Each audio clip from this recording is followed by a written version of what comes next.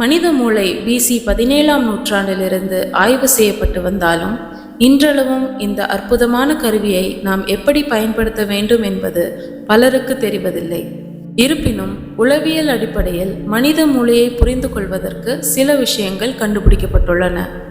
இதை நாம் புரிந்து கொள்ளும்போது நம்முடைய மோசமான வாழ்க்கையை சிறப்பாக மாற்றிக்கொள்வதற்கான வாய்ப்பு நமக்கு கிடைக்கிறது. அப்படி நமது வாழ்க்கையை எளிதாக மாற்றும் 4 உளவியல் தந்திரங்கள் பற்றி பார்க்கலாம். 1. பிறர் சத்தம் போட்டால் நீங்கள் அமைதியாக இருங்கள். உண்மையை சொல்ல வேண்டுமென்றால் நாம் அனைவருமே வாழ்க்கையில் ஏதோ ஒரு தருணத்தில் கோபப்பட்டு சத்தம் போட்டு பேசியிருப்போம்.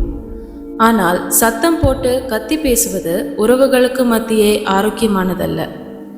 எந்த வகையிலும் இது ஒருவருக்கு நல்லது செய்யாது. ஒருவர் சத்தம் போட்டு கத்துகிறார் என்றால் அவர் உங்களை மட்டம் தட்ட நினைக்கிறார் என அர்த்தம். ஒருவரை கண்ட்ரோல் செய்வதற்கு சத்தம் போட்டு பேசினால் செய்துவிடலாம் என நினைப்பது தவறு. அதே நேரம் தன்னை பெரியாளாக காட்டிக்கொள்ள சத்தம் போட்டு பேசுகிறவர்களும் இருக்கின்றனர். எனவே யாரிடமும் சத்தம் போட்டு பேசாதீர்கள். பிறர் சத்தம் போட்டு உங்களிடம் பேசினாலும் அதற்கு எதிர்வினை ஆற்றாதீர்கள். 2. மன அழுத்தமான தருணங்களில் உங்களது எண்ணங்களை எழுதுங்கள். நாம் 1000 விஷயங்களை 1000 விதமாக மனதில் நினைத்தாலும் அதில் ஒரு விஷயத்தை எழுதும்போது அதில் கிடைக்கும் தெளிவு அதிகம். எனவே நீங்கள் கோபமாகவோ அல்லது மன அழுத்தமாகவோ உணர்ந்தால் அதற்கான காரணங்களையும் அதனால் ஏற்படும் விளைவுகளையும் ஒரு முறை எழுதி பாருங்கள்.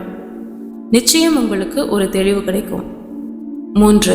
சரியான தோரணை தன்னம்பிக்கையை அதிகரிக்கும். நாம் அனைவருக்குள்ளும் வாழ்க்கையில் ஏதோ ஒரு விஷயத்தை நினைத்து கவலை நிச்சயம் இருக்கும். சில நேரங்களில் நமக்கு தன்னம்பிக்கை இல்லாதது போல உணர்வோம். இது போன்ற தருணங்களில் உங்கள் உடலை மிடுக்காக வைத்திருந்தால் அது உங்களுடைய மனநிலையில் தன்னம்பிக்கையை கொடுக்கும் என உளவியல் சொல்கிறது. எனவே நீங்கள் நடக்கும் விதம், அசையும் தோரணை என அனைத்திலும் சிறப்பாக இருக்க முயலுங்கள். இது உங்களை பிறரிடம் சிறப்பாக வெளிக்காட்ட உதவும்.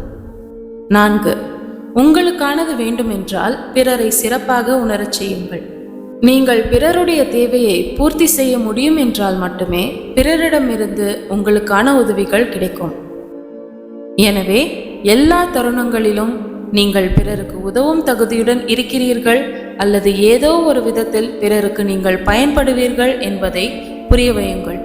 அப்படி நீங்கள் புரிய வைத்தால் மட்டுமே உங்களுக்கான உதவியை செய்ய அவர்கள் முற்படுவார்கள். உங்களால் ஒரு நபருக்கு எந்த பலனும் இல்லை என்றால் யாரும் உங்களுக்கு உதவ மாட்டார்கள். எனவே உங்களை பிறருக்கு முக்கியத்துவம் வாய்ந்தவராக மாற்றிக்கொள்ளுங்கள் அல்லது தெரியப்படுத்துங்கள்.